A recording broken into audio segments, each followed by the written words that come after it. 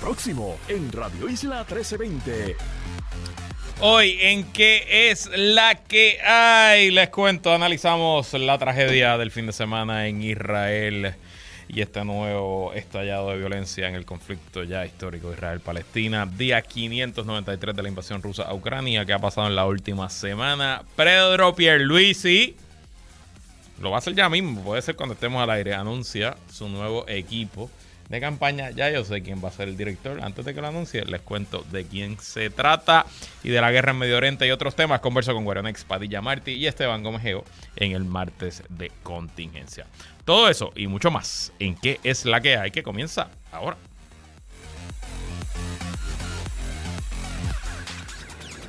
El análisis más potente y completo comienza ahora. Luis Herrero llega prendiendo fuego a los políticos y figuras que se atreven a dañar el país. Radio Isla 1320 presenta ¿Qué es la que hay? Con Luis Herrero. Muy buenas tardes. Bienvenidos y bienvenidas a ¿Qué es la que hay? Con Luis Herrero por Radio Isla 1320. Hoy es martes 10 de octubre del 2023. Estamos en vivo y en directo para todo Puerto Rico por el 1320 AM y su cadena para el mundo a través de radioisla.tv, nuestra aplicación para teléfonos Radio Isla Móvil y en facebook.com/Radio Isla TV. Yo soy Luis Herrero y como siempre les invito a que me sigan en todas las redes sociales como L Herrero y recuerda que este programa lo puedes escuchar en su formato podcast. Búscalo como ¿Qué es la que hay? En tu aplicación de podcast favorita para que me escuches cuando a ti te dé la gana. ¿Y qué es la que hay? ¿De qué vamos a hablar hoy? La tragedia de Israel y Palestina. Día 593 de la invasión rusa a Ucrania. Mientras PNP se prepara para primarias en 31 pueblos. Pedro Pierluisi a punto de anunciar su equipo de campaña y de la guerra en el Medio Oriente y otros temas. Converso con Guarionex Padilla Martí y Esteban Gómez Geo en el martes de contingencia. Pero bueno, antes de ir a las noticias, algunos temas de interés. Una vez más, Benito Antonio Martínez Ocasio lo hace de nuevo. En cuestión de horas, anunciaron, ya yo estaba aquí en Radio Isla, a eso de las 3 de la tarde, se anunció que Bad Bunny va a el jueves a hacer lo que se llama un listening party, que es esencialmente sentarse a escuchar su nuevo disco que va a ser publicado el viernes. El disco, si no me equivoco, es Nadie sabe qué va a pasar mañana, ¿verdad? Ese es el nombre, Manolito. Sí, Nadie sabe qué va a pasar mañana. Va con un tema vaquero, hay un caballo, etcétera. Si se han fijado, todo lo que él ha sacado desde que se mudó para Los Ángeles está como que bien vaquero. Tú sabes que a la Kardashian le gustan los caballos, ¿verdad? Que tiene allí como, tiene establos. Leí un thread bien interesante hace poco de que Bad Bunny es de esas personas que adoptan la personalidad de su pareja. Así que nada, bueno, no importa. Las taquillas estaban a 60 pesos en el Choliseo y se vendió en cuestión de horas. Ya había gente haciendo fila desde ayer porque el rumor ya estaba corriendo de que esto iba a pasar el jueves. Así que, bueno, pues nada. Ese es el asunto. Una vez más, pues Bad Bunny revoluciona la forma y manera de hacer mercadeo musical. Y bueno, esto el viernes, que fue nuestro último programa en vivo, ayer repetimos el programa del viernes. Yo no sé si lo llegamos a discutir. Puede que sí, ahora no recuerdo bien. Pero nada, en Ponce se está cocinando algo. Solamente el alcalde y sus abogados sabrán, pero ha habido mucho movimiento. El viernes se intentó aprobar en una sesión de la legislatura municipal de emergencia cambiar el orden sucesoral, cambiar el orden de las personas que sustituirían al alcalde en caso de una vacante, ya sea por renuncia o suspensión. La medida se radicó el jueves y se intentó aprobar el viernes. No aparecieron los votos el viernes en la noche. Reporta el medio ponceño elvigiapr.com que ayer en la suite del alcalde en el Coliseo donde juegan los Leones de Ponce, en el Pachín, el alcalde reunió a su caucus legislativo y esencialmente logró amarrar los votos para que por ordenanza municipal sea la vicealcaldesa Marlís Cifre quien lo sustituya en caso de que éste sea removido tras lo que uno presume que son acusaciones inminentes que presentará la Oficina del Fiscal Especial Independiente contra el alcalde. Lo que reporta el medio El Vigía es que ya los abogados del alcalde fueron notificados de que su cliente será acusado próximamente. E incluso reporta ese medio ponceño que los abogados le están recomendando al alcalde que se allane a la acusación, o sea, que renuncie a su derecho de ir a una vista de arresto de la famosa regla 6 y que vaya directamente a vista preliminar. De nuevo, esto es lo que está reportando este medio. Yo presumo que se trata de unas acusaciones bastante serias. Hemos discutido este caso aquí desde el principio y me parece bastante creíble lo que se está diciendo, que aparentemente el alcalde utilizó subalternos para montar una conspiración para que le pagaran un préstamo personal que él tomó para financiar su campaña. Yo creo que esto nos vamos a entrar en estos días, esencialmente en esta semana, porque el término del FEI para investigar ya terminó. Ya entiendo que ya terminó y oye, me está llegando una noticia aquí de última hora, noticia positiva. Estoy leyendo de NBA.com. Los Trailblazers de Portland firman al centro puertorriqueño George Condit, así que ahora mismo está rompiendo exactamente ahora mismo. Trailblazers signed George Condit, historia del 10 de octubre del 2023. Muchas felicidades, así que habrá un puertorriqueño en la NBA en esta temporada que comienza en las próximas semanas. Volviendo a Ponce. Bueno, nada, el peligro realmente de este asunto no solo es que el alcalde de Ponce, una vez lo acuse el FEI, lo van a suspender, sino es que, según se ha especulado y según ha salido en partes de prensa, la vicealcaldesa, de aprobarse esa resolución, esta noche va a haber otro intento de que la legislatura municipal la apruebe. Pablo Colón estuvo aquí con Penchi, el presidente del PNP en Ponce, hablando un poco de este tema. Bueno, pero el peligro es que la vicealcaldesa se ha mencionado como una potencial testigo de la investigación, a lo mejor una persona señalada, porque a lo mejor fue parte de la conspiración. Así que yo no sé si se está haciendo un favor el alcalde Irizarry Pavón y la vicealcaldesa buscando que se convierta en alcaldesa interina una persona que pudiera estar vinculada al esquema ilegal ocurrido en Ponce alegadamente. Así que nada, veremos. Y también, como si hiciera falta más drama en una semana tan complicada y tan difícil a nivel global, hoy oficialmente se reanuda el drama en el Congreso de los Estados Unidos, en la Cámara de Representantes. Los republicanos comienzan sus reuniones privadas, su caucus, para escoger al nuevo speaker, al nuevo presidente de la Cámara. Hay dos candidatos desde la semana pasada. El segundo al mando de la delegación republicana, Steve Scalise, de Luisiana, y el extremista. Ambos son bastante extremos, pero el más extremista de todos es el representante Jim Jordan de Ohio. Y como si fuera poco, ya hoy comenzaron a sonar otros nombres, incluso el propio ex speaker de la Cámara, Kevin McCarthy. Ya hay varios de sus más leales congresistas que han dicho que lo van a nominar nuevamente, y él dio a entender, aunque la semana pasada había dicho que no le interesaba, dio a entender que si existen los votos, él aceptaría nuevamente ser el speaker de la Cámara.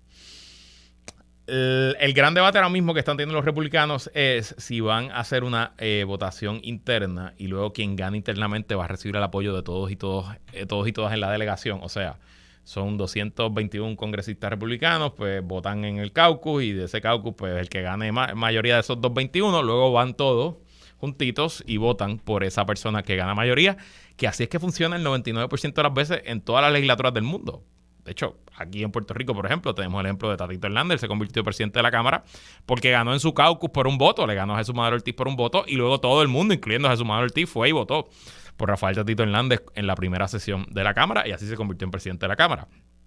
Eso no pasó con los republicanos en la primera ronda en esta sesión. Por eso le tomó 15 votos a Kevin McCarthy en conseguirse en speaker en enero de este año. Así que veremos qué es lo que ocurre. Lo que sí podemos garantizar es que va a haber mucho drama. Y bueno, vamos con el tema del fin de semana, la semana probablemente del año, y Dios no quiera, el tema de la década, que es, bueno, no puedo decir que se reactivó el conflicto en Israel, porque el conflicto realmente nunca ha terminado, pero esta nueva escalada en violencia tras los ataques terroristas de Hamas durante el fin de semana. Para dar un poquito de trasfondo, y obviamente yo no soy un experto en estos asuntos. Obviamente sigo los temas internacionales. Ustedes saben que los discuto mucho aquí y pues trato de leer lo más posible sobre este asunto y no solo medios locales, sino medios internacionales, etcétera. Consumo podcast, otro tipo de cosas. Pero les dejo, ¿verdad?, el disclaimer que muy probablemente hay muchas mejores fuentes de información que este servidor. Así que trataré de hacer un poco de recuento de lo que he leído y visto y un poco también mi análisis sobre todo este asunto. Para que tengan en perspectiva, Hamas, que es el grupo militante o terrorista que llevó a cabo el ataque el sábado, en la mañana del sábado, hora de Israel, es un grupo que esencialmente, aunque tiene participación y presencia en todas las zonas palestinas dentro del Estado de Israel, esencialmente gobierna lo que es la Franja de Gaza, que es en la parte sur de Israel, hace frontera con Israel, con el mar Mediterráneo y con Egipto. Y lo curioso es que desde el 2007 ellos esencialmente ganaron una elección. El presidente George W. Bush, en su política de llevar la democracia a Medio Oriente, o sea, como llevaron la democracia a Irak y Afganistán, pues ellos presionaron al gobierno israelí a que permitiera elecciones en Gaza y en los demás centros, áreas, el banco, el West Bank, etcétera, para que los palestinos escogieran su propio gobierno. Y bueno, para sorpresa de nadie, jamás fue electo. Después de allá, del 2007 para acá, entiendo que no han vuelto a haber elecciones, pero técnicamente ellos son el gobierno representativo de los ciudadanos y ciudadanas de Gaza. Bueno, del 2007 para acá, esta es la quinta guerra entre Hamas y el Estado israelí. Obviamente esta es la más sangrienta, la más cruenta y también, hay que decirlo, el ataque más ambicioso que ha hecho Hamas sobre el territorio israelí. ¿Por qué pasa ahora? Bueno, las razones pueden ser múltiples. Hay varias posibilidades. Número uno, la política israelí, específicamente la política con lo que tiene que ver con Bibi Netanyahu, el primer ministro israelí, probablemente pasa por su momento de mayor debilidad y mayor polarización en tiempo reciente. Netanyahu ha sido la figura política prominente de la política israelí básicamente por la última década y media. Llegó a tener mayorías absolutas grandísimas. Fue él y su partido Likud son los responsables de un giro hacia la derecha bastante fuerte en la política israelí y también un giro a que se rompieran con las líneas tradicionales de democracia y de planes generales que estaba haciendo Israel y otros jugadores importantes en el planeta de la solución de los dos estados, de buscar que la solución al conflicto palestino-israelí se hiciera en que se creara un estado palestino y se creara, que viviera en convivencia, en tratado con un estado israelí que fuera reconocido internacionalmente. Fue Bibi Netanyahu quien acabó esencialmente con ese asunto y quien recrudeció la instancia militar y los ataques y el control sobre las regiones palestinas, específicamente sobre Gaza. Ahora bien, Netanyahu perdió las elecciones hace varios años y fue acusado por corrupción y logró nuevamente ganar las elecciones cuando el gobierno israelí fracasó el año pasado, se rompió, se disolvió el parlamento y Netanyahu logró volver al poder, pero esta vez volvió al poder con un corillo de extrema derecha. Esencialmente el ministro de Defensa o el ministro de Interior, no recuerdo, uno de los dos, del gobierno de Netanyahu actualmente es un terrorista israelí que fue arrestado en 1998 por matar musulmanes. Y ese es el ministro de Interior. Es una persona que desde su juventud era conocido como un total extremista en los medios israelíes que nadie ni siquiera le prestaba mucha atención porque era un loco. Y hoy es el ministro del gobierno de Bibi Netanyahu. Y adicional a eso, pues ese gobierno ha sido objeto de protesta por los últimos meses porque Netanyahu ha intentado en múltiples ocasiones tomar control del sistema judicial israelí porque esto es todo lo que complica el asunto. No es que lo está investigando por corrupción, es que él está acusado de corrupción y hay varios juicios que están corriendo ahora mismo en su contra por múltiples actos de corrupción. Así que obviamente pues él quería influenciar y tomar control de la rama judicial. Y cuando digo rama judicial lo digo con un caveat porque no existe esa división de poderes como nosotros la entendemos y la analizamos aquí. En Israel no existe. La judicatura es más o menos independiente, pero no es total y completamente independiente. Bueno, nada, paréntesis. Así que ese es el clima que estaba ocurriendo, ¿no? Ese es el clima político actual. Así que probablemente Hamás y sus auspiciadores internacionales, viendo esa debilidad política de Israel, pues decidieron que este era el momento. También, mientras surge información, fue el Wall Street Journal primero quien publicó esto, y hay otros medios que han ido expandiendo. Ya se habla de que Hamás llevaba por lo menos 1 año y medio entrenando, 2 años entrenando para esta operación, que hubo coordinación con Irán, con la Guardia Republicana de Irán, con otros jugadores internacionales. No solo hubo coordinación y apoyo de armamento, dinero, etcétera, sino que hubo incluso entrenamientos, discusiones. Dice el Wall Street Journal que hubo una reunión hace 2 semanas en el Líbano, donde esencialmente todos los jugadores dijeron que sí, este era el momento de hacer el ataque. Adicional, se especula que la Casa Blanca llevaba negociando con Arabia Saudita y con Israel por varios años, y que Joe Biden estaba a punto de anunciar un acuerdo, y sería un acuerdo histórico, donde Arabia Saudita, que es el reino y el país árabe más poderoso, país musulmán más poderoso, con la mayor influencia en toda la región, y que nunca ha reconocido la existencia del Estado de Israel, pues lo que se hablaba era que tanto Arabia Saudita como Israel se iban a reconocer mutuamente, iban a establecer relaciones diplomáticas, y eso se podía ver como un gran golpe para los intereses palestinos y sobre todo para los intereses del gran rival de Arabia Saudita, que es Irán, el otro gran jugador en el Medio Oriente. Así que un poco se especula que esto pudo haber sido una movida de Hamás, trabajando para su auspiciador principal Irán, de dinamitar ese acuerdo. Y ¿saben qué? Lo dinamitaron. La primera expresión que hizo Arabia Saudita luego de los eventos del sábado es que se retiraba de la negociación con Israel, así que eso por lo menos en el corto o mediano plazo queda en segundo plano. Y adicional, obviamente hay otros jugadores, además de Hamás, el otro grupo militante o terrorista, o use la definición que usted quiera, que opera en Israel, es Hezbollah. Hezbollah es una milicia chiita, si no me equivoco, que también tiene muchas relaciones con Irán y otros países, pero que esencialmente donde domina es en el Líbano. El Líbano hace frontera con Israel en el norte, y de hecho el Líbano ahora mismo es más o menos un estado fallido, pero se pudiera decir que el partido o el grupo político que domina más importante del Líbano es Hezbollah, así que eso también pues está todo pasando a la misma vez.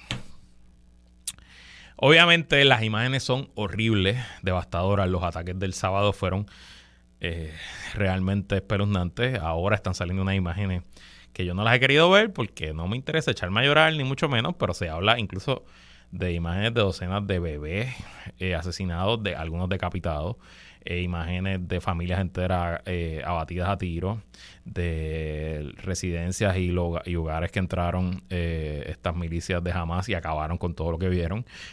Obviamente lo más notable fue que había un concierto, un rave de toda la noche en la frontera con entre Gaza e Israel, y allí los milicianos de Hamás mataron a mansalva, incluso algunos utilizando unos gliders, entrando por aire, a más de 200 personas que participaban en ese concierto. Y claro, pues todo esto,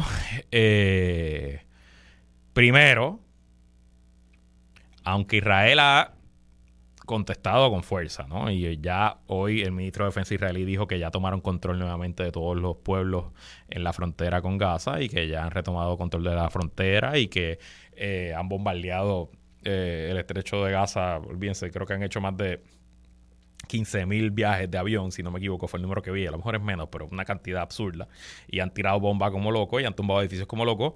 Eso es después de que los cogieron con los pantalones abajo. Y si usted lee o escucha los testimonios de las familias que vieron sus hogares invadidos por milicianos de Hamás, usted va a escuchar la decepción del pueblo israelí con su ejército y con su sistema de inteligencia. El gobierno israelí, típicamente, a nivel internacional, se considera que su ejército y su servicio de inteligencia, sobre todo su servicio de inteligencia, es el mejor del mundo. Y no ha sido una ni dos, probablemente 10 o 15 veces en la historia del Estado de Israel, el servicio de inteligencia israelí ha tenido las mejores fuentes del planeta, ¿no? Y ha podido anticipar ataques, ha podido sorprender a sus enemigos y esta vez los cogieron con los pantalones abajo. Tanto así que tomó horas. Estamos hablando de lugares que tomó 12 horas, 15 horas en que haya una respuesta del ejército. Y no estamos hablando de un país gigante como Ucrania o mucho menos como Estados Unidos. Estamos hablando de Israel. Israel no es mucho más grande que Puerto Rico. Bueno, quizá un poco más, pero o sea, realmente es un país que está altamente militarizado y que es un país que tiene un ejército gigante. El servicio militar es obligatorio en Israel. Todos los jóvenes, ambos, hombres y mujeres, tienen que servir en el ejército y que tiene un ejército profesional grandísimo, entrenado en los mejores lugares del mundo, con el mejor equipo del mundo. O sea que realmente no estamos hablando, bueno, es un poquito más grande. Israel es 420 kilómetros de largo, o sea que es como 3 veces Puerto Rico. Tampoco es tan grande. Bueno, así que obviamente, más allá de esa reacción inicial, y ahora sí, hay un poco, se está hablando de que van a hacer un gobierno de unidad y que la oposición se va a unir al gobierno mientras pasa la crisis, etcétera. Pero la realidad es que hoy el gobierno israelí yo creo que está mucho más débil de lo que se podía imaginar y quién sabe por dónde repercute eso. Obviamente, por otro lado, hay que ver qué van a hacer los otros jugadores en la zona. Egipto, por ejemplo, le cerró la frontera con Gaza. Gaza comparte una frontera con Egipto. Técnicamente no tendrían que cruzar, los ciudadanos de Gaza no tienen que cruzar Israel para llegar a Egipto. Pero esa frontera está cerrada porque Egipto está que no se quiere meter en esto. Adicional a Egipto está Jordania, que es un país un poco más estable. Es un reino, técnicamente es un país que tiene buenas relaciones con todo el mundo. Habrá que ver qué lo hace. Y obviamente está Siria y el Líbano, ambos estados fallidos, ambos estados dominados por gobiernos dictatoriales, gobiernos que no son aliados de Israel. Y habrá que ver qué rol juegan, si alguno, en los próximos días, semanas o meses, porque a mí me parece que el gran peligro de todo este asunto es que mientras Israel escale su ataque y sigamos viendo las imágenes, estoy aquí viendo Telemundo, las noticias de Telemundo, aquí vemos las bombas cayendo en Gaza, que eso provoque intervención de los países musulmanes en apoyo al pueblo palestino. Así que sin duda esto es una situación muy, muy, muy compleja, muy, muy, muy difícil y toca a todos y todas educarnos bien y que están pendientes. Otra cosa que quiero, esto yo lo machaco aquí constantemente, pero es que desde el sábado para acá el nivel de desinformación que está corriendo por las redes sociales, sobre todo por Twitter, ahora X, es altamente increíble. Y por ejemplo, quizás usted vio una foto, unos videos de unos niños en una jaula. Y estaban diciendo, claro, porque hay rehenes niños, se llevaron niños de sus casas y están ahora en algún sitio en Gaza, a lo mejor están vivos, a lo mejor están muertos. Y salieron estos videos de unos niños en una jaula y rápido dijo, mira, niños israelíes en jaula. Pues no eran niños israelíes, eran niños palestinos en jaulas de algún conflicto anterior. Que simplemente lo sacaron ahora, volvieron a buscar ese video y lo volvieron a usar para que usted se agite, para levantar los ánimos, para continuar la polarización. Lo mismo está pasando con montones de información. El servicio de inteligencia ruso está soltando información como loco. Calma, respiración, utilice su mejor criterio, dude todo lo que lea y todo lo que ve, incluso dude lo que yo estoy diciendo aquí. Edúquese, busque más información y recuerde que las redes sociales están diseñadas para causarle a usted una reacción. El contenido que más corre, el contenido que se va viral, es el contenido que genera indignación, que genera reacciones fuertes. Y hay muchos jugadores, algunos estatales, otros no estatales, con malicia, que quieren causar esa polarización extrema, quieren causar que usted pierda la paciencia, que se deprima. Así que piense antes de contestar, piense antes de compartir y tratemos dentro de lo que podamos nosotros. Estamos bien lejos, es verdad, pero aportar a que no sea el internet y los medios un lugar peor donde consumir. Adicional, les voy a recomendar 2 asuntos cortitos para que se informen un poco más. Primero, el podcast Y Esto No Es Todo, es un podcast diario que publica el Centro para Estudios de Política Latinoamericana de la Universidad de Georgetown. Se publica de martes a viernes, es en español. hoy tuvieron un episodio completo de todo lo que pasó este fin de semana y la historia del conflicto, la creación del Estado de Israel, las distintas guerras a través de su historia, etcétera. Está excelente. Y esto no es todo en su aplicación de podcast. Y obviamente les tengo que recomendar, si no lo han hecho hasta ahora, la columna del profesor Rafael Cox Salomar en el periódico El Nuevo Día de hoy, La guerra después de la guerra, que también nos da un trasfondo sucinto y bastante bueno sobre este conflicto.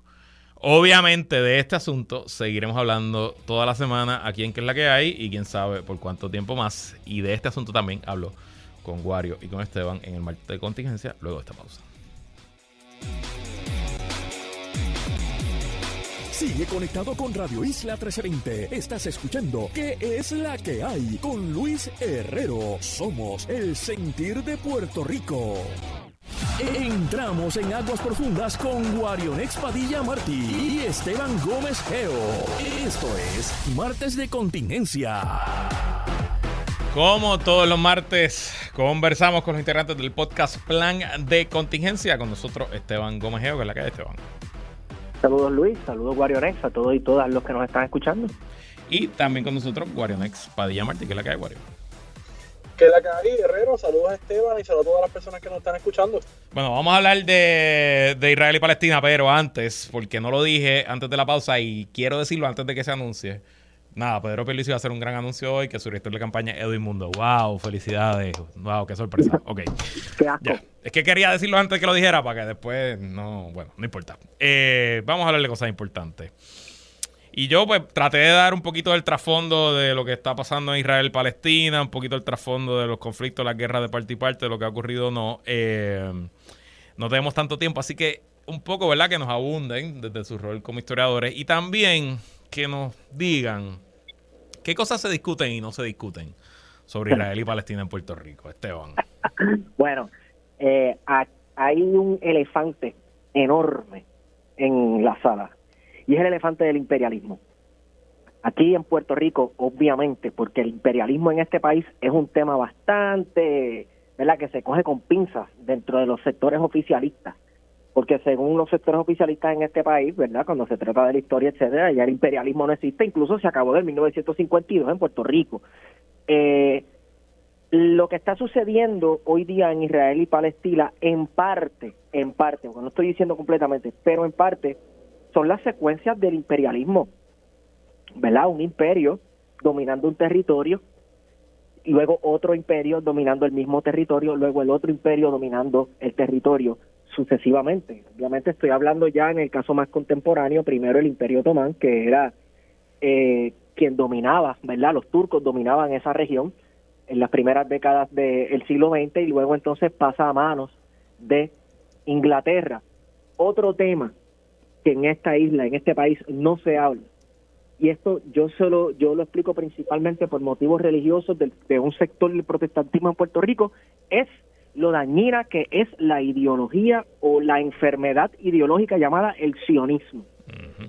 Aquí se le hace muy difícil a mucha gente denunciar el sionismo, principalmente, fíjate tú qué sorpresa, por parte de sectores cristianos. El que estudia bien el sionismo y lo que propone el sionismo sabe que el sionismo es una ideología anatema a la cristiandad. Y confírmame si es cierto que también hay mucho culto evangélico que quiere Israel porque ven que a través de Israel va a llegar el fin del mundo y el rapto. Una obsesión con la muerte, una obsesión con la muerte y el final de los tiempos, Luis. Eso es lo único, o sea, un culto a la muerte. Por eso es que quieren Israel, porque va a provocar el fin de los tiempos. Mira, Israel, según, ¿verdad?, si nos vamos a llevar por la cristiandad, fue el pueblo escogido por Dios para ser el vehículo a través del cual vendría el Mesías, Salvador de la humanidad, Jesucristo. Ya eso sucedió. Supérenlo, y ahora todo el mundo puede ser cristiano, judíos y gentiles. Eso es por el lado religioso, ¿verdad? Esto no es ni siquiera entrando en política. Nuevamente, Luis, en este país necesita hablarse más sobre el sionismo, y denunciar el sionismo no es ser antisemita. Wario. Mira, yo creo que algo importante, no solamente lo que decía Esteban, ¿verdad?, sobre la denuncia al sionismo, ¿verdad?, que ciertamente no tiene nada que ver con ser antisemita. Yo creo que hay que, desde Puerto Rico, que no somos la única excepción. Hay muchas explicaciones de la situación que ha estado ocurriendo en Palestina, desde justificaciones basadas en fundamentos bíblicos de dudoso origen histórico, ¿verdad? Particularmente eso que mencionaba Herrero de los sectores evangélicos del protestantismo, que hablan y piensan que el Estado de Israel es el continuador de aquel Estado, de aquel Israel, ¿verdad? Pueblo supuestamente elegido por Dios.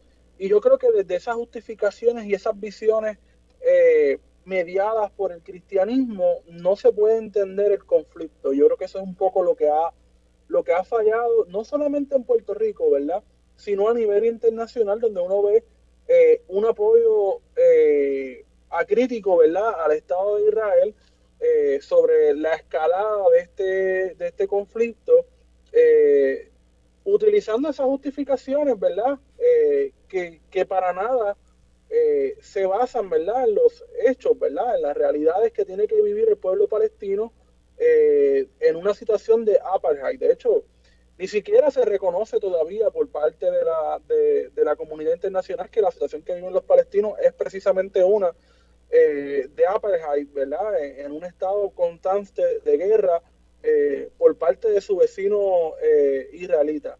Así que yo creo que hace falta un poco de madurez. Puede parecer un conflicto complicado, como alguna gente lo dice, pero también desde esa supuesta complejidad se hace para no tomar posición, ¿verdad? Y ese no tomar posición casi siempre es del lado de Israel. De acuerdo. Y lo interesante o lo trágico es que si nos vamos desde lo que fue los acuerdos de Oslo para acá, ha degenerado todo. O sea, lo que en algún momento se vio como con cierto optimismo, la solución de 2 estados, que se reconociera el Estado de Palestina, trataran de vivir en armonía y, ¿verdad?, en coordinación. Ya hoy nadie habla de la solución de los 2 estados, incluso lo que era el happy medium en aquel momento. Correcto. Hoy está completamente fuera de la ecuación y en gran medida, sin justificar lo que pasó este fin de semana, gran parte de la culpa la tiene la política israelí, que se ha tomado un giro a la de extrema derecha a través de Benjamin Netanyahu en la última década. Y esencialmente... Y el discurso, Luis. El discurso. Claro. Sí, adelante, Esteban. O sea, la cuestión del discurso, ¿tú sabes lo que es ver funcionarios públicos electos por el pueblo o también que siguen las órdenes del primer ministro hablar de erradicar un país entero, de hablar de que la franja de Gaza la vamos a convertir en un parking porque no va a quedar nada? O sea, ese tipo de discurso también de sectores ultraconservadores, ultraortodoxos. Ojo, no todos los ortodoxos, incluso no todos los ortodoxos son sionistas, ¿verdad? Pero hay unos sectores que hablan de la erradicación de todos los árabes dentro del territorio israelí. Sí. Incluso, ironías de la vida, hablando casi de un tipo de supremacismo racial, la supremacía del pueblo judío en la región y de cómo solamente van en algún momento dado vivirán solamente gente judía en el Estado de Israel. O sea, ¿eso no les suena a algo que ocurrió no hace mucho tiempo, que les pasó a ustedes, mi gente? Y tú sabes. Y lo curioso, si estudias la historia, ¿verdad?, y lo ves en un lente amplio, a través de toda la historia, desde que el Islam existe como religión, a los judíos les fue mucho mejor en países y territorios donde se practicaba el Islam que como lo fue en los territorios cristianos europeos, by the way. Sí, mira, y de hecho, eso hay un detalle, hay una explicación histórica. El Islam prohíbe la usura. Exacto. Lo que significa que para muchos de estos visires, por ejemplo, esto ocurría en Persia, el gran visir o el califa o lo que sea, mantenía un banquero judío cerquita, porque como el Islam, la religión se lo prohibía a él, pero no se lo prohibía a su banquero, ¿verdad? Por la misma razón que en muchas ocasiones, en muchos casos en España esto sucedía también en los reinos cristianos, tenían sus banqueros y financieros judíos, pero por eso, precisamente porque la usura se veía como algo feo. Así que sí, estas clases acomodadas judías vivían con muchos privilegios. Claro, también hay otros detalles, por ejemplo, en el Imperio Otomán, los judíos pagaban unos impuestos que no los tenían que pagar el resto de la población, ¿verdad? Igual ciertos sectores hay unos cristianos. Capítulos del Corán que establecen los impuestos que pagan los no practicantes que vivían en comunidad con los practicantes. Correcto. Bueno, y ya más allá de la historia, Wario, te pregunto, ¿cómo puede escalar esto? ¿Por dónde ves este nuevo capítulo en el conflicto Israel-Palestina en los próximos días, semanas? Bueno, ya lo estamos viendo, la pérdida de vidas humanas, ¿verdad? Tanto en Palestina, ¿verdad? Como en el propio Estado de Israel. Porque en efecto nos encontramos en una guerra abierta, ¿verdad? Que es una guerra que no ha tenido nunca un fin, ¿verdad? Y nunca ha tenido un detente. Así que ciertamente yo creo que más allá de eso, ¿verdad? Se habla de operaciones terrestres de parte del Estado de Israel sobre Gaza, y de hecho ya Israel ha estado haciendo operaciones específicamente en la franja de Gaza, los 12 kilómetros que separa de frontera con Egipto, que es básicamente el único acceso que tiene ahora mismo Palestina para poder recibir ayuda humanitaria, combustible, etcétera. Está básicamente bajo control del Estado de Israel, así que ciertamente seguiremos viendo acciones militares de parte del Estado de Israel sobre Palestina con la intención dicha del propio ministro de Defensa de Israel, que es erradicar por completo Palestina. Yo creo que más allá de eso no veremos una intervención quizás regional por el alto costo político que eso va a significar y también de desplazamiento, ¿verdad? Porque se habla mucho de Irán, pero Irán no tiene una frontera cercana con Israel, ¿verdad? La frontera cercana a Israel sería Siria, ¿verdad? Y Siria acaba de salir de una guerra civil que duró años, ¿verdad? Así que ciertamente en términos regionales no veremos una escalada o una intervención, no de momento, pero sí veremos, como estamos viendo, el apoyo directo de los Estados Unidos, que dicho sea de paso, el hecho de que no tengan un speaker nombrado ha impedido poder desembolsar esa ayuda, ¿verdad? Por parte del Congreso de los Estados Unidos. Paradojas del imperialismo estadounidense. Para que tú veas. Esteban. Mira, yo no... a mí, mi miedo es que esto desemboque sencillamente en más muerte. En más muerte. Punto. Y que el discurso de violencia siga escalando. Y ya el discurso de violencia va a niveles del año 2000 y del año 2012. El año 2000 más o menos fue que se dio, si no me equivoco, la segunda intifada. Que esta gente estaba hablando de borrarse el uno al otro de la faz de la tierra. Irán estaba hablando, bueno, en aquel momento no recuerdo quién era el primer ministro, pero el ayatollah estaba diciendo que... No, pero en Irán. En Irán, perdón. Porque recuerdo que para el año 2010, 2012 por ahí era Ahmadinejad, que él decía que Israel era algo no natural, era algo contra natura, que como si fuera un cáncer que había que extirpar de la faz de la tierra con bombas nucleares. Entonces, este tipo de discurso en la palestra internacional se está convirtiendo cada vez más normal. Y eso a mí me da un miedo increíble, porque señoras y señores, o sea, son poblaciones enteras que van a parar de existir. O sea, esto puede desembocar en otro genocidio más, o en la destrucción mutua de dos países, en un salpa afuera, y esto es la consecuencia, nuevamente, los retazos del imperialismo en una región que estos países que lo único que quieren es vivir y vivir en paz y feliz, sirven de campo de batalla para potencias regionales y potencias globales llevar a cabo sus pugnas y sus riñas. Pues de verdad que es una pena. Tristemente me temo que esta no será la última vez que hablemos de este asunto y probablemente que se va a poner mucho peor antes de ponerse mejor. Vamos a una pausa y regresamos con más en ¿Qué es la que hay? Sigue conectado con Radio Isla 1320. Estás escuchando ¿Qué es la que hay? Con Luis Herrero. Somos el sentir de Puerto Rico. Seguimos con el análisis en Radio Isla 1320. ¿Qué es la que hay? Con Luis Herrero. Regresamos y seguimos conversando con Guarionex Padilla Martí y Esteban Gomejeo en el martes de contingencia. Y bueno, antes de continuar, estos son el resto de los nombramientos de la campaña a la reelección del gobernador Pierluisi. Como les adelantamos, Edwin Mundo, director de campaña; Lidian Acevedo, directora de comunicaciones. Yo creo que ella era la directora de comunicaciones en Fortaleza, así que me imagino que está saliendo fortaleciéndose a la campaña. Eduardo Ferrer servirá como tesorero. No es ese Eduardo Ferrer, no es el hermano de Héctor Ferrer Ríos, que en paz descanse. Otro Eduardo Ferrer, que entiendo que fue el tesorero también en el 2020. Linet Gómez, Operaciones de Campo, no sé quién es. Y, para que ustedes vean que no hay vergüenza alguna, Andrés Guillemard, director de Finanzas. Oh, well.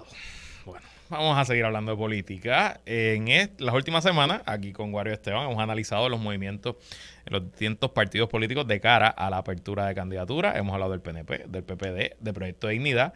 Hablemos hoy del PIB. El Vocero publica una historia con el titular: Juan Dalmau sería el candidato a la gobernación por el PIB, para sorpresa de nadie, pero eso no es lo que me llama la atención, es otras líneas del reportaje donde Roberto Iván Aponte, que es el subcomisionado electoral del PIB, dice: desde hace meses comenzamos el proceso de ir identificando candidatos a través de toda la isla. Nuestro objetivo es tener candidatos a todos los puestos políticos, desde legisladores municipales hasta la gobernación, y lo hemos estado trabajando para cumplir con el requisito para el cierre de candidaturas en diciembre. Candidatos a todos los puestos políticos. Pues entonces no hay alianza, ¿verdad, Wario? Mira, pues yo creo que hay alianza en el sentido de que todavía no sabemos cuál va a ser la estrategia. Se sabe que el PIB va a ratificar sus candidatos y candidatas en el centro de convenciones en diciembre, ¿verdad? Que es la Asamblea General del partido. Pero todavía no se ha explicado cuál va a ser la estrategia, porque sabemos, de acuerdo al derecho establecido y a lo que el Partido Independentista junto a Victoria Ciudadana retó en corte, que no va a ser posible una papeleta en la que veamos una alianza en términos formales. Pero no sabemos si esa alianza se va a dar de otra forma, ¿verdad? Utilizando la educación en términos del voto, como ha hecho muy bien el Partido Independentista puertorriqueño durante los pasados años, pidiendo ese voto mixto. Si así es que va a funcionar la alianza, pidiendo al elector un voto mixto, ¿verdad? Ese elector de Victoria Ciudadana por la candidatura a la gobernación de Juan Dalmau bajo el PIB, a cambio de alguna candidatura, ¿verdad? A la comisaría residente representada por Victoria Ciudadana. No sabemos cómo va a ser ese método, pero yo creo que sí, que hay algo ahí. Y que todavía están jugando las cartas, ¿verdad? Y que en diciembre tendremos, ¿verdad?, más claridad de cómo se va a formalizar esa alianza, si realmente va. Pero de momento estamos especulando, así que no sabemos, ¿verdad? Y todo parece indicar de que no habrá ninguna alianza, pero yo creo que sí, que hay algo. Yo no creo que las expresiones que hemos visto de Dalmau y de Natal en las últimas semanas no pueden estar en el vacío. Y hay mucha esperanza, ¿verdad?, depositada en esta alianza de parte de un % significativo, ¿verdad?, de la población puertorriqueña que no se siente identificado ya con los dos partidos tradicionales. Hoy alguien me comentaba de que pudiera que no sea una alianza formal, sino que sea como una alianza con pactos de no agresión. Como que van a decidir en tal sitio, pues vamos a decir... Es lo que te estoy planteando, claro. En Maunabo yo tiro uno fuerte y tú tiras uno de agua, entonces tú le dices a tu gente que vote por el mío, en Yabucoa viceversa, en Cagua una cosa, en Ponce otra. Lo que yo no veo, Guerrero, es con claridad, ¿verdad? Por lo que yo he escuchado de ambos movimientos políticos, es que si bien en el Partido Independiente Puertorriqueño esto parece estar cuadrado, el asunto de la alianza, en Victoria Ciudadana la impresión de lo que he escuchado es que no está tan cuadrado. No hay un consenso en las bases. Eso es lo que he escuchado yo también. Sí, ¿verdad? El liderato ha hecho expresiones a favor, ¿verdad?, de una alianza, pero las bases de Victoria Ciudadana no necesariamente están contentas, ¿verdad?, con la idea de una alianza. Así que yo creo que todavía hay tiempo, ¿verdad?, para poder tener esa base asegurada y al unísono, ¿verdad?, de camino a una posible alianza. Esteban, ¿cómo lo ves? Mira, me sorprende lo que está diciendo Warionex, porque yo hubiera esperado exactamente lo que Warionex dijo, pero de parte de ciertos sectores de las bases del Partido Independentista puertorriqueño, definitivamente. Aquí hay otra cuestión, ¿verdad? Algo que me llamó la atención de Victoria Ciudadana en las elecciones pasadas, que yo creo que ayudó a convencer a mucha gente que era necesario votar por ese partido, no fue la imagen de Alexandra Lúgaro solamente. A mí me parece que la cuestión de la agenda urgente es bien importante y no los he escuchado hablar sobre la agenda urgente, ¿verdad? Otra cosa, si van a hacer una campaña conjunta, el PIB también esbozaría desde la plataforma de su partido una agenda urgente, serían exactamente los mismos puntos, ¿verdad? Como unos puntos ahí de donde convergen esos intereses de ambos partidos. Son cosas que me estoy preguntando. Pero sí, también me parece que sí, que el liderato de Victoria Ciudadana, ciertas bases no está muy clara la intención. Y ¿verdad? Honestamente, a mí lo que me llama la atención es el silencio. Y veo por un lado un PIB que pues no ha esperado por nadie y es lo que tienen que hacer. El calendario está corriendo. Ya anunciaron que su evento grande va a ser en el centro de convenciones, o sea que se tiraron de pecho, van a hacer un evento multitudinario, creo que es en diciembre. Y pues, mano, estamos un año y un mes de las elecciones. No estamos, o sea, no queda tiempo, realmente no queda ningún tiempo. Y el corre que se está viendo en los demás partidos, pues no lo estoy viendo en Victoria Ciudadana. Nuevamente, esta lentitud y esta cuestión que se proyecta como un tipo de que no estamos todos de acuerdo, yo lo esperaba del PIB, sinceramente. De quien lo esperaba era del PIB. Wario. También hay una cuestión de que cuando se vaya a hacer el anuncio, ¿verdad? Del PIB, yo creo que hay algo de la alianza, ¿verdad? Hay algo que es sencillo que va a decir tanto Victoria Ciudadana como el PIB. Mira, nosotros intentamos todo en términos legales. Estos fueron todos los recursos que utilizamos y los agotamos todos. La única alternativa, ¿verdad?, es utilizar este método, ¿verdad?, en el que vamos a presentar candidatos a todas las posiciones, pero hay unos candidatos como aquella lista que se pasaba de los candidatos de la fe, pues estos son los candidatos de la alianza, ¿verdad? Yo creo que eso es lo que va a pasar al final, ¿verdad? Eso somos nosotros especulando, ¿verdad? Que conocemos cómo funcionan un poco los procesos políticos, pero realmente no sabemos, ¿verdad? No sabemos finalmente qué va a suceder, ¿verdad? Cuando se radiquen las candidaturas, pase ese proceso y se le anuncia al país, ¿verdad? Mira, estos son los candidatos de la alianza. Porque en efecto lo que ya uno escucha de parte del liderato tanto del PIB como de Victoria Ciudadana es que la alianza está a punto de caramelo, pero no, como ya sabemos, ¿verdad? En términos estrictamente del Estado de Derecho actual, no va a ser una alianza, ¿verdad?, que la vamos a ver escrita en la papeleta. Va a ser una alianza de manera informal, ¿verdad?, quizás con una lista como la que estoy mencionando. Bueno, como dicen por aquí en la mañana, ya veremos. Esteban Comejeo, gracias por estar aquí. Gracias por tenernos, Luis. Estén pendientes que esta semana sale un episodio bastante chévere de Plan de Contingencia en su plataforma de escuchar podcast preferida, principalmente Spotify. Pues ya lo saben, Plan de Contingencia en su plataforma de escuchar podcast. Guarionex, Padilla Martí, gracias por estar aquí. Gracias a ti por la oportunidad. Y hasta aquí esta edición de ¿Qué es la que hay con Luis Herrero? Como siempre, agradecido de su sintonía y patrocinio. Quédese con nosotros, la mejor programación y análisis de la radio puertorriqueña continúa en Radio Isla 1320. Lo próximo, el informe del tiempo con Sujeli López Belén. Hasta mañana.